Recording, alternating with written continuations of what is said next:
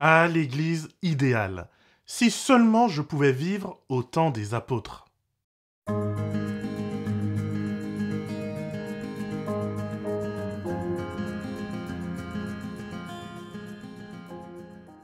Super heureux de te retrouver pour cette nouvelle capsule. Croire en Christ, c'est notre rendez-vous hebdomadaire pour décortiquer ensemble un texte biblique et surtout pour s'encourager mutuellement à grandir dans la foi. Si tu viens de découvrir ces capsules, permets-moi de me présenter. Je m'appelle David Millard et je suis pasteur de l'église adventiste du 7e jour du sud de la France. Je sais, chez nous, on n'aime pas faire très court. Je me considère également comme un influenceur, c'est-à-dire que j'utilise les dons que le Seigneur m'a confiés afin d'influencer ma génération pour qu'elle accepte l'invitation du Christ. Et oui, Jésus se présente dans l'Apocalypse comme cet ami qui frappe à la porte, espérant que nous acceptions de le laisser entrer afin de partager un bon plat ensemble et surtout d'apprendre à se connaître mutuellement. Vivre sa foi aujourd'hui est de moins en moins facile. Et en ce qui me concerne, ce n'est même pas à cause de notre société de moins en moins chrétienne. Non, c'est surtout parce que même au sein de l'Église, j'ai l'impression que nous avons de moins en moins de choses en commun. Alors du coup, c'est devenu un défi de s'efforcer à faire communauté ensemble, prier ensemble, lire la Bible ensemble et surtout la mettre en pratique ensemble. Face à cette frustration, il existe une tentation qui est de quitter le présent pour autre chose, soit pour se projeter dans un avenir idéalisé, soit pour nostalgiquement rêver du passé. On se dit, mais ah si seulement nous étions au temps des apôtres, ah si seulement nous avions assez d'Esprit Saint comme eux, si seulement l'appui de l'arrière-saison, si seulement tout le monde connaissait la Bible par cœur. Eh oui, si seulement. Mais idéaliser l'Église n'est pas sans risque. Malheureusement, les sentiers de l'ombre de la mort passent aussi chez elle. Pour beaucoup, l'Église représente une épreuve, une mauvaise période de vie où celles et ceux qui s'appelaient nos frères nous ont fait plus de mal que celles et ceux du dehors. Et pour en parler, rien de mieux que l'apôtre Paul, qui en a vu de toutes les couleurs, non seulement à l'extérieur de l'Église, mais aussi et surtout à l'intérieur. Je t'invite donc aujourd'hui à voir ce que cet apôtre a vécu comme expérience d'église. Et j'espère qu'à travers son témoignage, tu seras encouragé à persévérer avec Dieu quoi qu'il arrive. Je te souhaite de t'accrocher à Jésus et de continuer à croire qu'il t'accompagne dans la vallée de l'ombre de la mort, y compris lorsque celle-ci te fait face à l'intérieur même de son église. Mais avant de voir le témoignage de Paul, j'aimerais te parler de quelqu'un d'autre. Il s'agit d'un théologien allemand qui a vécu durant la Deuxième Guerre mondiale. Dietrich Bonhoeffer a été pasteur, écrivain et théologien. Il s'est opposé au nazisme et cela lui a coûté la vie. Il fut exécuté en 1945 dans un camp de concentration peu de temps avant la fin de la guerre. Alors franchement, quand on associe dans la même phrase nazisme, guerre mondiale et camp de concentration, on sait tout de suite qu'on parlera d'un drame. Et effectivement, l'engagement valeureux et chrétien de cet homme lui a valu la mort. Il fut assassiné lâchement, par pure méchanceté, sans que cela ne change rien à l'issue du conflit. C'était donc une mort non nécessaire. En tant que pasteur, Bonhoeffer a connu l'Église à un moment très particulier de son histoire. En Allemagne, de nombreux théologiens ont rejoint l'idéologie nazie. Ils ont même trouvé des excuses pour justifier l'action d'Hitler. Ils ont créé un tout nouveau christianisme pour justifier leurs atrocités et leurs nombreux péchés. Porteurs de mort, ils l'ont pourtant appelé christianisme positif. Je m'arrête là parce que c'est vraiment une phase sombre de l'histoire du christianisme. Et j'aimerais prendre le temps de t'en parler une autre fois. Mais ce qui est important, c'est que face à cette pression horrible qui venait autant de l'extérieur de l'Église que de l'intérieur, Bonhoeffer a eu une réalisation qui, en tout cas je le pense, est précieuse encore pour nous aujourd'hui. Voici ce qu'il dit de l'Église. On ne saurait faire le compte des communautés chrétiennes qui ont fait faillite pour avoir vécu d'une image chimérique de l'Église. Certes, il est inévitable qu'un chrétien sérieux apporte avec lui, la première fois qu'il est introduit dans la vie de la communauté, un idéal très précis de ce qu'elle doit être et essaye de le réaliser.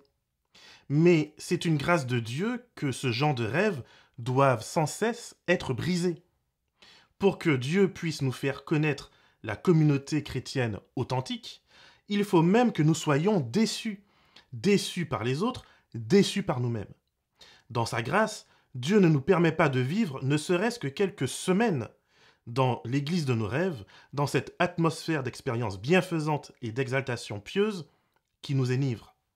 Car Dieu n'est pas un Dieu d'émotions sentimentales, mais un Dieu de vérité. C'est pourquoi seule la communauté qui ne craint pas la déception qu'inévitablement elle éprouvera en prenant conscience de toutes ses tares, pourra commencer d'être telle que Dieu la veut et saisir par la foi la promesse qui lui est faite. Il vaut mieux pour l'ensemble des croyants et pour le croyant lui-même que cette déception se produise le plus tôt possible. Vouloir à tout prix l'éviter et prétendre s'accrocher à une image chimérique de l'Église, destinée de toute façon à se dégonfler, c'est construire sur le sable et se condamner tôt ou tard à faire faillite.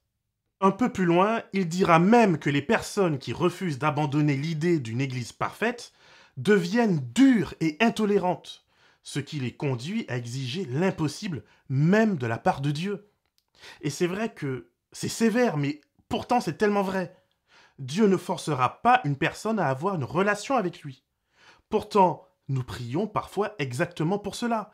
Et pire, nous mettons la pression aux autres pour qu'elles exaucent nos souhaits à nous personnels.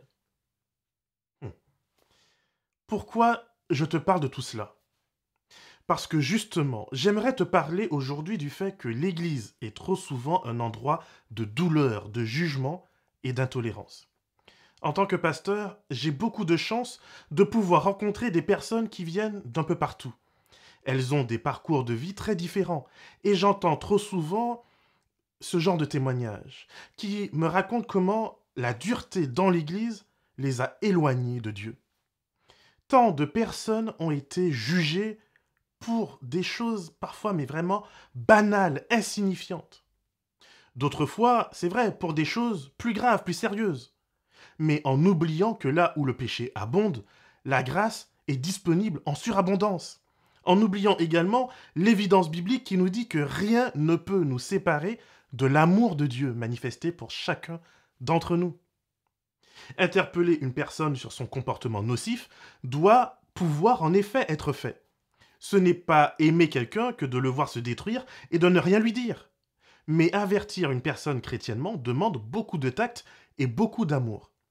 Si je n'aime pas une personne, mais que j'aime l'ordre qui devrait selon moi régner dans une église, alors je risque de faire le jeu de division du Satan plutôt que de l'œuvre de compassion du Christ. Être jugé, critiqué ou condamné, voilà des choses que même le grand apôtre Paul a dû confronter dans sa vie. Le chapitre 23 du livre des Actes nous raconte que des juifs traditionalistes, fondamentalistes et légalistes ont été jusqu'à faire un serment de ne rien ni manger ni boire jusqu'à ce qu'ils parviennent à le tuer. Mais tu te rends compte un peu? Faut vraiment être motivé quand même. Donc lorsque tu passes plus de temps à discuter d'une personne et du mal que tu veux lui faire, plutôt qu'éventuellement ses idées si tu considères qu'elles sont nocives, tu sais, ou tu devrais savoir, automatiquement qu'il y a un souci et que tu n'es pas du bon côté de l'histoire. Vraiment les amis, faisons attention. Ne nous laissons pas convaincre par l'esprit de violence du diable au point où nous en arrivons à penser que le salut de l'Église ou d'une de ses institutions ne pourra pas se faire à moins que l'on accepte de couper quelques têtes. C'est rarement vrai. Paul a rencontré une opposition féroce et une violence sans limite de la part de ses anciens amis. Il faudra pas moins de 470 soldats armés jusqu'aux dents pour lui permettre de quitter Jérusalem sans subir d'attaque. 470. Mais le pire dans l'histoire, c'est que Paul ne sera pas attaqué seulement par ceux de l'extérieur. Bien sûr, ils ont été les plus nombreux, c'est eux qui l'ont lapidé, qui l'ont bastonné, qui l'ont insulté publiquement. Mais il y en a eu d'autres. Ceux-là, ils sont des communautés que Paul a lui-même fondées. Ils n'usent pas de violence aussi ouverte, aussi forte, mais ils cherchent par tous les moyens à saper et à fragiliser le ministère de Paul. Ils ne ratent pas une seule occasion pour mentir ou déformer la réalité. Ils accusent Paul d'exploiter les églises et de ne servir Dieu que par pur intérêt personnel. Ils l'accusent de ne pas être assez spirituel, pas assez fidèle, pas assez éloquent, pas assez ceci ou pas assez cela. Bref, Paul n'est selon eux pas du tout à la hauteur. Ouais, j'ai bien dit Paul, l'apôtre dont les écrits constituent le trois quarts du Nouveau Testament. Paul qui a appris au pied de l'un des plus grands rabbins de son temps. Paul qui fait des miracles, qui ressuscite les morts, qui chasse les démons et qui implante des églises un peu partout dans le monde. Ce Paul-là n'est pas suffisamment saint pour ses détracteurs. Réalise que lorsqu'une personne te jalouse, elle trouvera toujours le détail qui fâche et fera de ce détail un zoom immense pour pouvoir te disqualifier. Peut-être que pour elle, tu portes des cheveux trop longs ou trop courts. Peut-être qu'il s'agit de ta robe, de ta jupe, de ton pantalon, de ton tatouage, de ta manière de parler, de tes locks, bref. Parfois même que ton accent un peu trop métropolitain ne lui revient pas. Ou alors peut-être que justement tu parles peut-être un peu trop antillais. Peut-être que tu as trop de diplômes. Ils sont trop nombreux et par conséquent tu as perdu pied. Tu n'es plus au contact avec le réel. Ou alors, tu n'en as pas assez et tu ne connais donc rien. Tu n'as pas d'autorité. Quelle que soit ta situation, tu ne feras jamais l'unanimité et l'Église ne sera jamais parfaite comme tu le veux. Et on pourrait se poser la question, mais pourquoi? Après tout, c'est l'Église de Dieu, non? Eh bien, selon moi, parce qu'elle restera à la fois un hôpital pour l'humanité, mais aussi elle est et restera le témoignage de l'amour parfait de Dieu. Arrêtons-nous une seconde. Aimer une église parfaite, c'est pas quelque chose de trop compliqué. Même moi, je pourrais le faire. Et pourtant, Dieu sait que j'ai tendance à être un peu pointilleux. Mais l'amour véritable et parfait de Dieu se montre par sa capacité à aimer et à accepter le service d'êtres humains comme toi et moi, qui sommes profondément imparfaits et parfois, disons-le, même un peu méchants.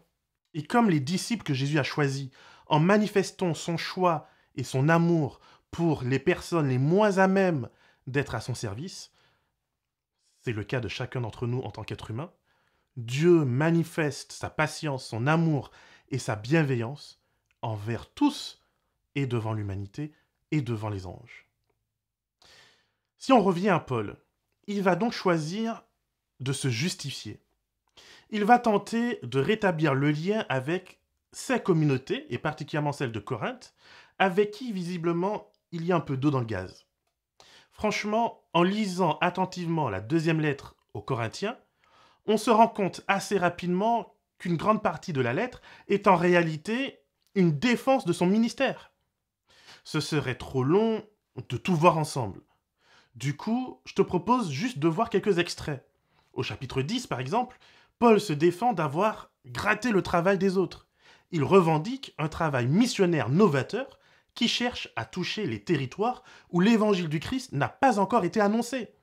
Plutôt que de faire comme les autres, ou comme beaucoup d'autres, de se contenter des territoires où des gens avant lui ont déjà labouré. Au chapitre 11, Paul se défend d'avoir perçu le moindre centime de la communauté de Corinthe. Il leur a tout donné et en retour, il ne leur a rien pris. Il doit aller jusqu'à défendre son statut d'apôtre face à ses détracteurs. Au chapitre 12 qui nous intéresse, Paul parle même d'un ange de Satan qui le frappe continuellement. Par 3 fois, dit-il, j'ai demandé à Dieu de m'en libérer. Et par 3 fois, Dieu lui a répondu, Paul, ma grâce te suffit. Dans la Bible, une écharde ou une épine peut représenter des ennemis. Par exemple, dans le livre des Nombres, au chapitre 33 et au verset 55, voici ce que dit Moïse de la part du Seigneur. Mais si vous ne chassez pas les habitants du pays devant vous, ceux d'entre eux que vous aurez laissés deviendront des épines dans vos yeux, et des pointes dans vos côtes. Ils seront vos ennemis dans le pays où vous allez vous établir. Ah oui, quand même. Des épines dans vos yeux. Ces personnes rebelles, ces ennemis de Dieu et d'Israël, vont effectivement persécuter le peuple de Dieu et chercher à le détruire. De la même manière, les ennemis de Paul ici, qui sont pourtant à l'intérieur, vont le poursuivre et chercher à le détruire. Ces personnes ne se contentent pas de chasser Paul de leur ville, mais ces personnes ont décidé de vivre une contre-mission. Elles vont quitter leur famille et leurs emplois pour se mettre à suivre Paul de ville en ville et attiser la colère et la violence contre lui. Je veux vraiment que tu comprennes ceci. À une époque où les ressources sont relativement limitées, des personnes se font subventionner, elles se font financer pour ne pas travailler, mais pour détruire le ministère d'un autre au nom de protéger l'héritage divin. Rien que ça. En vrai, c'est un peu triste quand même. Ne consacre pas ta vie à détruire celle d'un autre. Quand bien même tu serais persuadé que tu dénonces la méchanceté de la bête. Demande plutôt à Dieu de te donner la sagesse pour construire. Construis avec Dieu une alternative, construis une communauté, fais l'œuvre du Christ autour de toi. Mais ne résume pas ta vie à être contre quelqu'un ou contre quelque chose. Car celui qui se bat, ce n'est pas nous en réalité, ce n'est pas la chair, mais c'est Dieu. Et voici sa promesse envers nous. Ainsi, il n'y aura plus pour la communauté d'Israël d'épines qui blessent, de ronces qui fait mal. Parmi tous ses voisins qui la méprisent, ils reconnaîtront alors que je suis le Seigneur, l'Éternel. Dans Ézéchiel 28 et le verset 24. Alors, tu vois que la promesse de Dieu est certaine. Mais dans la vie de Paul, elle va tarder à s'accomplir. Les promesses de Dieu ne sont pas des talismans qui solutionnent tous nos problèmes immédiatement en un claquement de doigts. Paul a dû apprendre la patience, la tolérance, la résilience. Il exprime clairement ses peurs aux Corinthiens au verset 20 du chapitre 12. Je crains qu'il n'y ait des disputes, des passions jalouses, des animosités, des ambitions personnelles, des médisances, des racontars, de l'orgueil, des désordres. Et oui, la grande église de Corinthe, malgré la présence de super apôtres, tous remplis à ras-bord d'Esprit Saint, eh bien au final, c'est une église comme les autres. Elle est difficile à vivre, elle est parfois moche de l'extérieur. Mais Dieu, lui, voit le potentiel, il voit le cœur de chacun et il continue à l'aimer jusqu'au bout. Voici pourtant un autre constat que Paul fait juste après. Je crains qu'à mon arrivée, mon Dieu ne m'humilie encore à votre sujet et que je n'ai à pleurer sur beaucoup de ceux qui ont péché précédemment et qui ne sont pas revenus de tout ce qu'ils ont pratiqué. Impureté, inconduite sexuelle et autres débauches. Cette église mène Paul aux larmes. Cette église a particulièrement un problème avec la sexualité. Les personnes qui se disent chrétiennes renient le mode de vie chrétien. Ces personnes renient l'exigence de Dieu pour une vie saine. Et comme souvent, lorsque des personnes veulent protéger et cacher leurs péchés, elles parlent d'acceptation de l'autre et de bienveillance, bien sûr, mais tout en manifestant une violence sans égale envers celles et ceux qui leur témoignent et leur rappellent le standard divin pour nos vies. Alors dis-moi, ferais-tu ton transfert à Corinthe? Voudrais-tu fréquenter cette église? Voudrais-tu être un leader, un responsable dans cette communauté? Pour moi, pas si simple. Je ne dis pas tout cela pour minimiser la souffrance et le heurt que tu as peut-être vécu à l'église. Je sais que pour pas mal d'entre vous, vous avez été rejetés, moqués et jugés. Quand vous avez voulu faire de votre mieux, on vous a mis des bâtons dans les roues. Et tu as peut-être souffert de l'hypocrisie de pasteurs ou d'anciens qui sont venus t'exposer publiquement pour tes péchés, alors que leur propre vie était toute pourrie. Malheureusement, ça arrive. Et aujourd'hui, je voudrais profiter de l'occasion, vu que j'ai l'honneur d'être, en ce moment, représentant officiel de cette église. Alors, en son nom, je voudrais te demander pardon. Pardon pour le mal qu'elle t'a fait. Pardon pour la non-écoute. Pardon pour les jugements faciles et gratuits. Mais je voudrais aussi te dire la vérité. L'Église n'est pas parfaite et elle ne le sera jamais. L'Église souffrira toujours de cette personne qui a quelque chose à prouver et qui dira ou fera des choses blessantes. Mais l'Église sera aussi l'endroit où, même plein de bonnes et de pures intentions, une personne te blessera parce que tu n'es peut-être pas encore prêt ou prête à entendre certaines choses. Et oui, c'est pas facile. Ne pas inviter à la sanctification, c'est dire à quelqu'un que son péché qui la ronge et qui la détruit n'est pas grave. Alors qu'inviter à la sanctification, c'est prendre le risque de juger et de condamner. Et cela même quand ce n'est pas notre intention. C'est quand même comme ça que les choses peuvent être reçues et perçues. C'est la raison pour laquelle la solution reste pour moi l'amour du prochain. Aime ton prochain. Avant de nous faire des reproches les uns aux autres, posons-nous la question. Est-ce que j'aime la personne à qui je m'apprête à parler? Est-ce que je l'ai déjà invitée chez moi? Est-ce que je suis allé manger avec elle quelque part? Est-ce que j'ai pris la peine de connaître son histoire, ses motivations, ses blessures, ses espoirs? Si ce n'est pas le cas, alors excuse-moi d'être un peu vulgaire, mais ferme-la. Tout responsable que nous puissions être, ancien, pasteur ou autre, nous ne sommes pas plus grands que Jésus. Nous n'avons pas plus d'autorité que notre Seigneur. Alors prenons exemple sur lui et apprenons ensemble ce que signifie « je veux la compassion et non pas le sacrifice ». Dieu, lui, ne tente personne, mais il utilise la vallée de l'ombre de la mort pour me transformer. Dieu ne supprime pas l'épreuve de ma vie, il me forme et il me transforme pour que je puisse la supporter. La dure réalité de l'Église, c'est que le creuset n'existe pas seulement à l'extérieur. Le mal, ce n'est pas seulement les autres.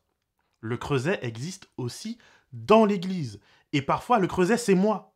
Je suis parfois une épreuve pour un frère ou pour une sœur. Je suis parfois une pierre d'achoppement pour mon prochain. Alors, je prie pour que nous puissions manifester les uns pour les autres de la grâce et de la compassion. Non pas un amour qui te regarde sombrer sans bouger, sans intervenir, mais un amour sincère qui souhaite le meilleur pour l'autre. L'amour véritable s'engage et risque tout pour sauver l'autre. Si je ne risque rien lorsque je te fais un reproche, c'est probablement que cela ne te sera d'aucune utilité. Je me ferai du bien au détriment de ton salut. Et ça, bibliquement, c'est grave, c'est inacceptable. Par contre, aimer, t'aimer, c'est prendre le risque d'être moqué et sali par celles et ceux qui ne comprennent pas le cœur de Dieu. Mais c'est aussi découvrir cette douce présence et ce regard plein de compassion qui relève et qui fortifie. Mon ami, sache que je prierai particulièrement pour toi cette semaine. Je prierai pour toi d'autant plus si tu es un responsable dans ton église.